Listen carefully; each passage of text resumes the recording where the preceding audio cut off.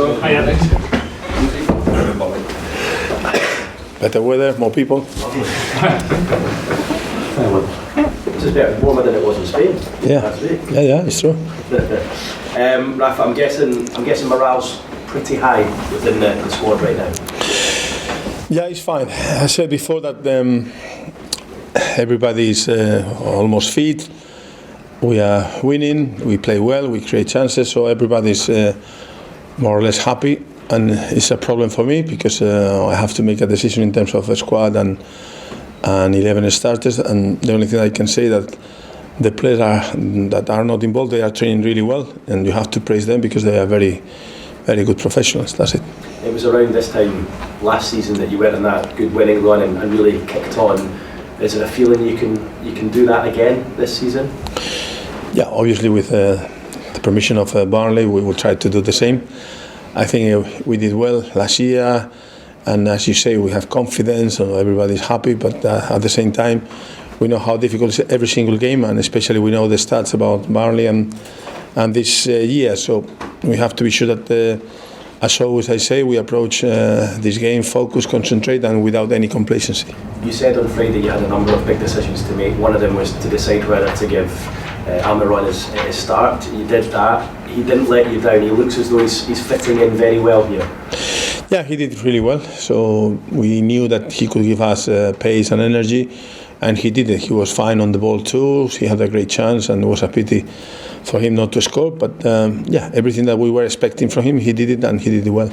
2 appearances for him, 2 pretty rough tackles he's been on the end of, and we kept asking you when he arrived and when he was about to arrive about the physical nature, whether he would cope with that. He doesn't look to be phased at all.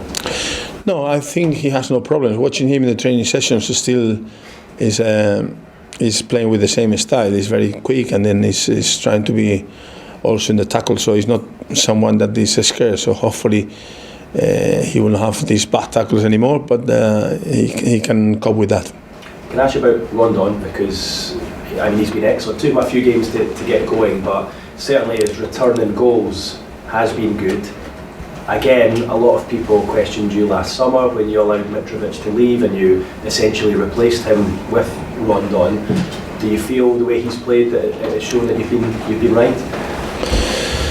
Yeah, we knew that what we were looking for. So when we knew him, we knew that he had experience in the Premier League, and we were looking for this kind of a striker. So then you have to make your decisions, and it's very difficult for the people outside to know what is going on inside, but we knew exactly that Salomon could give us this mobility. He's strong, he's good in the air, so he will be a different kind of a striker. And then for us, was much better. Also, the fact that he wanted to come, he was desperate to come when we were talking with him.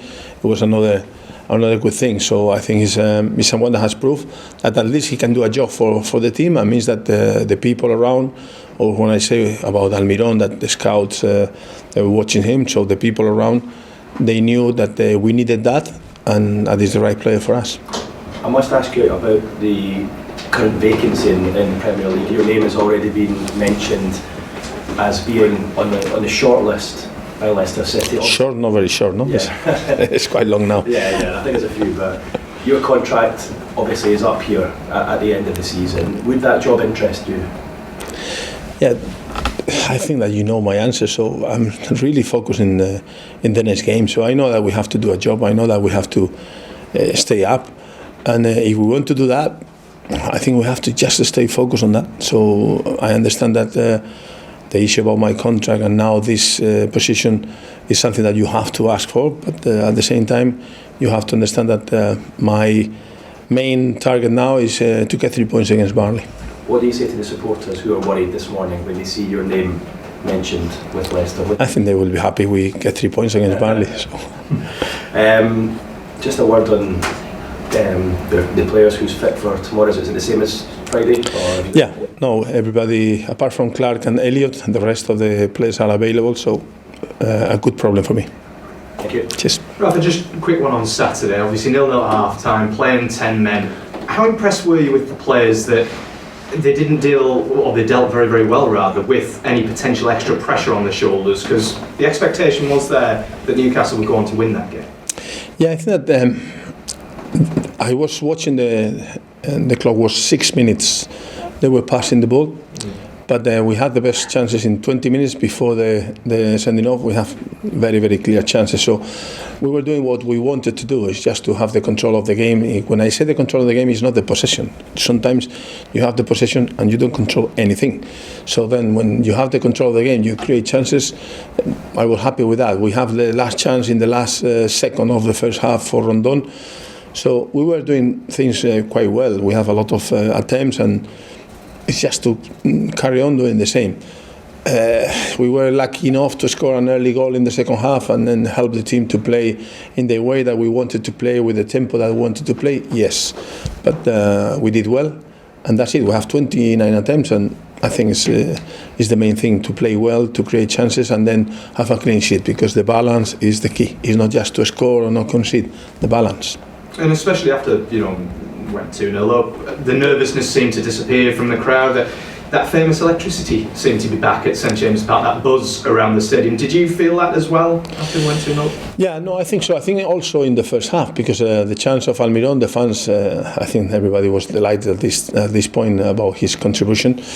So you could see during the whole game, maybe the only one of the most nervous person around was me, because I knew how important was not to concede and score the third goal. So I was trying to keep the players on their toes all the time, and they did well. So if you think about the game, they didn't have almost any chance. So that means that we were doing our job in defence. And then you have to also give credit to them, because with 10 players they were working really hard, but we were doing well. In the end, I think that the fans appreciate that. You mentioned his name there, but how much of that buzz around the crowd was down to Miguel Almiron's performance, especially making his home debut in the manner that he did? Yeah, he said to the newspapers that I didn't want to say if he will start or not, so you have some headlines the day of the game, and obviously we knew, and he did well. The fans were expecting that, but not because you pay more or less money for a player he has to play. It's because the way that he was training, he was quite good, and we thought that he could give us this extra motivation, extra boost that could help the rest of the team. Were you surprised at all about how quickly he does seem to have settled into life here in the Premier League?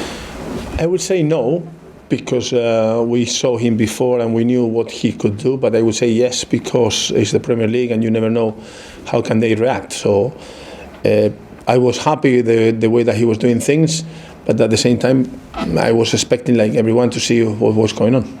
We talk about Miguel Almiron's performance, but another player who was lauded after the game was Sean Longstaff, of course. A string of hugely impressive performances. How impressed have you been with his mentality, with his ability once he's broken into the first team? He was doing well in the training sessions, and I remember talking with him before, because everybody was saying he has to go on loan, he has to play. And I told him that he has to stay until January, and after we will decide. He was lucky enough that he could get a position in the team, and then he was doing well after we decided to keep him, because he was doing well and really pleased. So I say it's in an ideal world, you will be talking about a player coming from the academy, playing in the first team, and being hopefully international, and then being a star for his own club. So I think that is perfect, and at the moment he's doing well. So the main thing now is don't ask him too many things, don't make him to do too many interviews, so he can stay calm and then playing well and relax. We heard the Southampton manager Ralph Hasenhüttl said before the Arsenal game 40 points would be the minimum to stay up the season. Do you agree with that or not? Do you think that's a bit too high? I think this year will be less than 40 points. So you never know, obviously, but my experience, and last year I was talking about 40. This year I think 38. I think could be fine. Even less, but it depends. Just talking Burnley tomorrow night, obviously it was an excellent win at Turf Moor early on in the season, a gritty performance.